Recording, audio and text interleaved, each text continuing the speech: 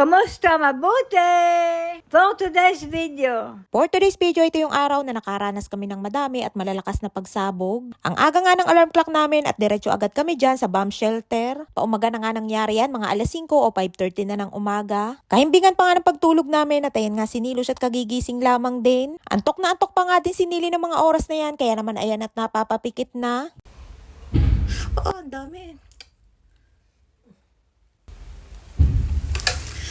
Elohim, acaba de botar no quê?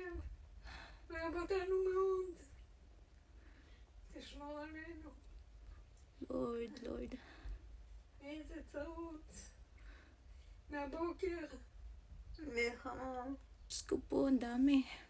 Ay nga tag-iiyak na si Lola habang panay ang tawag at dalangin na din kay God dahil sa lakas at dami ng mga pagsabog na naranasan namin ng araw na yan. Kahit nga saradong-sarado ang loob ng bomb shelter ay dinig na dinig namin ang lakas ng mga pagsabog. Kaya talaga namang mapapa-Diyos ko Lord ka na lamang sa sobrang takot. Mga tinanga ng umaga yan ang ilabas ko si Lola sa bomb shelter, inasikaso at nilinisan at inilipat ko dyan sa kanyang kwarto. Ayan nga si Nilush na laging sleeping beauty ang peg at nakatulog na nga dyan sa may upuan. Sabi ko nga ay pumunta sa kanyang higaan at matulog muna. Basta nga pagdating ng ganang oras ay laging antukin si Nilush at madalas na nakakatulog yan dyan sa may upuan. Ay nga't pinilit ko pa na mahiga muna para makatulog din siya ng ayos. Kung hindi nga pipilitin ay magtitiis na yan na matulog ng kahit nakaupo. At delikado nga din at baka sa kahimbingan ng pagtulog habang nakaupo ay biglang magsungaba. Ay nga't nag-request si Lola at gusto niya daw kumain ng ice cream. Kapag kumakain nga niya si Lola ay hati sila ni Nili pero dahil nakatulog si Nili ay sinolo na muna ni Lola at nang makita ko nga abay naubos yung isang buo. 3 piraso nga ng ice cream ang aking binili kaya naman meron din para kay Nili.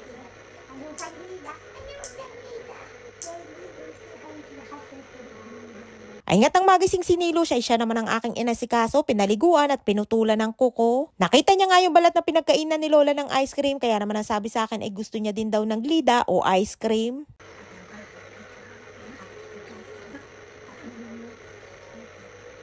Ay nga't napakasweet ni Nilush at nakaakbay pa nga habang pinuputulan ko ng kuko. Sa panahon nga ng kaguluhan dito sa Israel, minsan nga naiisip ko din na paano kung pwersahan na kami pauwiin ng gobyerno sa atin sa Pinas. Paano na kaya ang aming mga alaga lalo na sa tulad ni Lola at Nili na wala ng ibang pamilya na pwedeng mag-alaga sa kanila? Nakakaawa din ang tulad nila na nakadepende ang pag-aalaga sa isang caregiver. At sa kondisyon ni Lola at Nili ay hindi lahat ng mga caregivers ay kayang alagaan si Lola at Nili. Ay nga't pagkatapos kong putulan ng kuko ay binigay ko na din kay Nilush ang kanyang pinakahihintay na ice cream.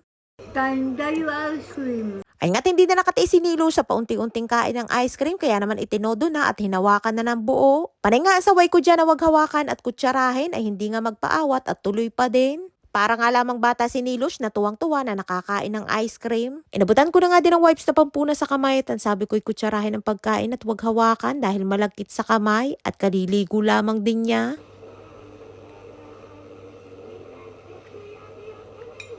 Sarap. Taib, Nili. Ay, masarap. Sarap ang ice cream. Ice cream.